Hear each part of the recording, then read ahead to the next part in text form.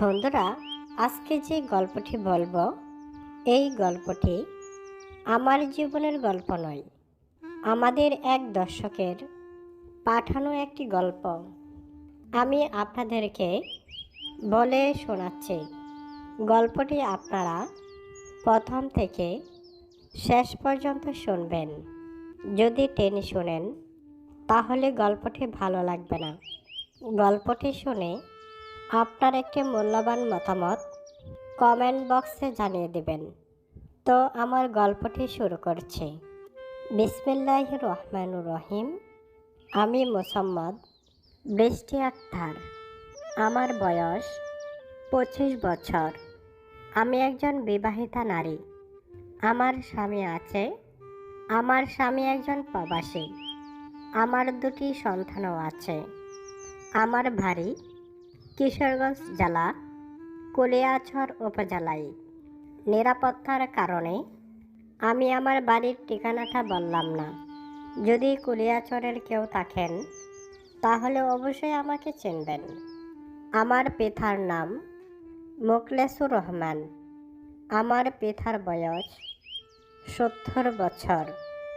আমার মায়ের নাম হাসনা আক্তার। আমার মায়ের বয়স 60 বছর। আমার বিয়ে হয়েছে 5 বছর হয়েছে। বিবাহিত জীবনে আমি একজন সুখী নারী। আমার স্বামী একজন প্রবাসী, সৌদি আরব থাকে। সৌদি আরব থেকে ব্যবসা করে 6 মাস পর পর 3 মাসের ছুটিতে আসে। এই কারণে আমার স্বামীর প্রভাব পড়ে না। স্বামী সন্তান নিয়ে আমি খুব সুখেই আছি। শ্বশুর বাড়িতে আমার শ্বশুর আছে, শাশুড়ি ছিল, কিছুদিন হলো মারা গিয়েছেন। এবং আমার দেবর আছে, বাসুরও আছে। আমার বাসুর বিবাহিত, কিন্তু তার স্ত্রী তাকে ছেড়ে চলে গেছে। আমার দেবর এখনও বিবাহ করেনি। বিয়ে করানোর জন্য পাত্রী দেখছি। কিছুদিনের মধ্যেই বিয়ে করিয়ে দেব। যদি কোনো পাত্রীর সন্ধান থাকে আপনারা কমেন্টে জানাবেন। তবে অবশ্যই কিশোরগঞ্জের হতে হবে। তো যাই হোক, আমার মূল ঘটনায় আসি। মূল ঘটনা, আমার দেবর, ভাসুর এবং আমার শ্বশুরকে নিয়ে। আমার শাশুড়ি যখন ছিল তখন আমার এই সমস্যাটা হতো না, কিন্তু আজকাল আমার শ্বশুর একটু বেপরোয়া হয়ে গেছে, যার কারণে আমার শ্বশুর আমার দিকে কুনজরে তাকা এবং আমার দেবর বাসর আমার কাছ থেকে সুবিধা নিতে চায়। তাহলে চলুন এক এক করে আমার সমস্যাগুলো বলি। প্রথমত, আমার শ্বশুর বয়স বেশি হলে কি হবে? আমার শ্বশুর এখনও দেখতে খুবই সুন্দর এবং শক্তপোক্ত, যার কারণে আমি আমার শ্বশুরকে আরেকটি বিয়ে করানোর জন্য চিন্তা করেছি। কিন্তু আমার শ্বশুর বিয়ে করতে রাজি হয় না। কিন্তু বিয়ে করতে রাজি না হলে কি হবে? সে আমাকে জ্বালাতন করে। আমার শ্বশুর যখন বাড়িতে থাকে তখন আমি খুব সমস্যায় থাকি। শ্বশুর সব সময় আমার দিকে কুনজর দেয় এবং আমি কোনোভাবেই স্বাচ্ছন্দ্যে চলতে পারি না এবং কি জানি কি বলে ফেলে। একদিন আমাকে বলল, বৃষ্টি, তোমাকে দেখলে না খুব ভালো লাগে। মনে হয় দিন দিন তুমি আরও সুন্দর হচ্ছ। তোমার বয়স দিন দিন যেন কমছে। শ্বশুরের মুখে এই কথা শুনে আমি লজ্জা শরমে মরে যেতে চাই। আমি জিহ্বায় কামড় দিয়ে বলি, উনি কি আমার শ্বশুর? উনি আমাকে এসব কথা বলতে পারে? শুধু তাই নয়, একদিন আমাকে রাতের বেলা জড়িয়ে ধরে। আমি শ্বশুরের চিৎকার শুনে শ্বশুরের রুমে যাই। যাওয়ার পরেই সে আমাকে জড়িয়ে ধরে, এমনভাবে জড়িয়ে ধরে আমি ছুটতেই পারি না। তবে আমি বুঝতে পেরেছি, মনে হয় স্বপ্নে আমার শাশুড়িকে দেখেছে এবং আমাকে শাশুড়ি মনে করে জড়িয়ে ধরে ফেলেছে। যাক, আমি আর বেশি কিছু মনে করলাম না। কিন্তু আমার শ্বশুরের উৎপাত দিন দিন বেড়েই চলছে। আমি বাড়িতে একা টিকতেই পারছি না। আমি আমার স্বামীকে ফোন দিয়ে ইশারা ইঙ্গিতে এসব বোঝানোর চেষ্টা করি। তখন বলে, কি ব্যাপার, এতদিন তো তোমার এই সমস্যা ছিল না, হঠাৎ করে তুমি এসব কথা কেন বলছো? আমি আমার স্বামীকে বলি, দেখো, আমি কিন্তু এসব কথা বানিয়ে বলছি না। তুমি বিশ্বাস করো, শাশুড়ি যখন ছিল এই সমস্যাটা ছিল না।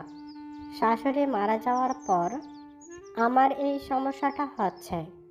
প্রিয় শ্রোতা, আজকে আমি যে গল্পটি বলছি, এটি আমার জীবনের গল্প নয়।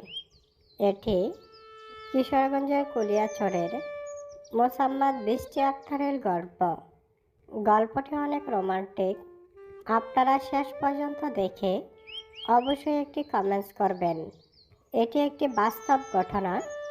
যদি মিথ্যা হয় আমাকে কমেন্টে জুতার বাড়ি দিবেন, আমি কিচ্ছু মনে করব না। আর আপনারা যদি শেষ পর্যন্ত শুনেন, আপনি নিজেই বলবেন, সত্যিই এটি একটি সত্যি গল্প এবং বাস্তব ঘটনা। এরকম ঘটনা বাংলাদেশের আনাচে কানাচে প্রতিদিনই ঘটছে। তো যাই হোক, প্রিয় শ্রোতা, তো এভাবেই আমার দিন কাটছে। কিন্তু আমি আমার স্বামীকে বলি ছুটিতে চলে আসার জন্য, কিন্তু কোনোভাবেই তাকে দেশে আনতে পারছে না। সে বলে, আমি আর 6 মাস থেকে আমি ক্যান্সেলে চলে আসব। যেহেতু বাড়িতে অনেক সমস্যা, তাই আমি আর ছুটিতে আসব না। আমি একদম ক্যান্সেলে চলে আসব। বাড়িতে এসে যদি একটি ব্যবসা বাণিজ্য করে চলতে পারি, তাহলে ব্যবসা বাণিজ্যে এসে দেব। তা দিয়েই যেমন পারি তেমনভাবেই চলার চেষ্টা করব। আমার স্বামীও অনেক কষ্ট পায়, কারণ হঠাৎ করে এরকম ঘটনা ঘটছে তা সে বিশ্বাসই করতে পারছে না। সে মোবাইল ফোনে আমার সাথে কান্নাকাটি করে এবং তার দুঃখের ঘটনা কথা আমার কাছে বলে। তুমি আমার স্ত্রী, তোমার সাথে আমার বাবার এরকম ঘটনা হবে তা আমি মানতে পারছি না। আমি বিশ্বাসও করতে পারছি না আমার বাবা এই ঘটনা করতে পারে। কিন্তু তুমি তো আমার স্ত্রী, তুমি তো আর মিথ্যা কথা বলতে পারো না, তাই আমি তোমার কথা বিশ্বাস করি। কিন্তু বৃষ্টি, আমি যদি বাড়িতে এসে এসব দেখতে না পাই, তাহলে কিন্তু তোমাকে পিটিয়ে চাল তুলে ফেলবো। আমি তখন বললাম, কোনো সমস্যা নেই, তুমি আগে বাড়িতে এসো, বাড়িতে এসে দেখো কি হয় না হয়, তুমি সিদ্ধান্ত নিও। আমি যদি আমার শ্বশুরের সাথে কোনো বেয়াদবি করি, তুমি যা ইচ্ছা আমাকে তা করো, যা শাস্তি দেবে আমি তা মাথা পেতে নেব। কিন্তু দূর থেকে তুমি আমাকে কোনো কিছু বলো না। বাড়িতে বিভিন্ন ধরনের ঘটনা করে শ্বশুরকে কিছুটা নিয়ন্ত্রণে আনতে পেরেছি। শ্বশুর এখন আগের মতো আর উল্টাপাল্টা করে না। আমার বাবা এসে আমার শ্বশুরকে বুঝিয়ে রেখে যার কারণে শ্বশুর কিছুটা নিয়ন্ত্রণে আসে। কিন্তু এরপর শুরু হয় আর এক নতুন ঘটনা আমার দেবরকে নিয়ে। দেবরের জন্য পাত্রী দেখছি, কিন্তু তার যেন আর দেরি সইছে না। প্রতিদিনেই আমাকে জ্বালাতন করে। এক একটি রাত যা মনে হয় যেন এক একটি বছর যাচ্ছে। সকালে উঠেই তার জ্ঞানের জ্ঞানের শুনতে পাওয়া যায়। এমনকি আমাকে বলে, আজকের মধ্যে যদি আমাকে বউ এনে না দাও তাহলে তুমি আমার সাথে থাকবা। নাউজুবিল্লাহ। তার এই কথা শুনে আমার মাথায় আসমান ভেঙে পড়ল। আমি বাড়িতে চলে যাব। আমি বললাম, তোরা যদি আমাকে এভাবে জ্বালাস তাহলে আমি আর এখানে আর থাকবো না।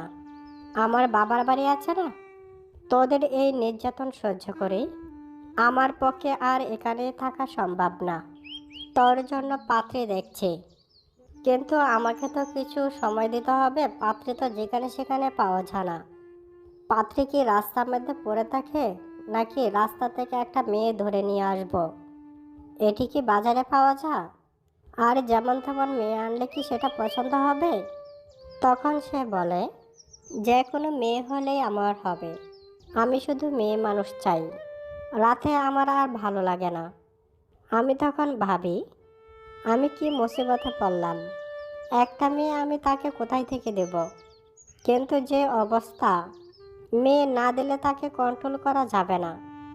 অনেক চিন্তা করে অনেক টেনশনে পড়ে যাই, কোথায় থেকে মেয়ে আনব। তো আমি আমার বাবার বাড়িতে চলে যাই একটি মেয়ে দেখার জন্য। এই যে কোনো গরিব টরিব মেয়ে, যদি একটি মেয়ে আনতে পারি। যেহেতু বিয়ের জন্য পাগল হয়ে গেছে, তাহলে তো মেয়ে না দেওয়া পর্যন্ত তাকে ঠান্ডা করা যাবে না। এই চিন্তা করে আমি বাবার বাড়িতে চলে যাই এবং তার জন্য একটি মেয়ে ঠিক করি এবং কিছুদিনের মধ্যেই তার সাথে বিয়ে দেই। এখন তারা সুখেই সংসার করেছে।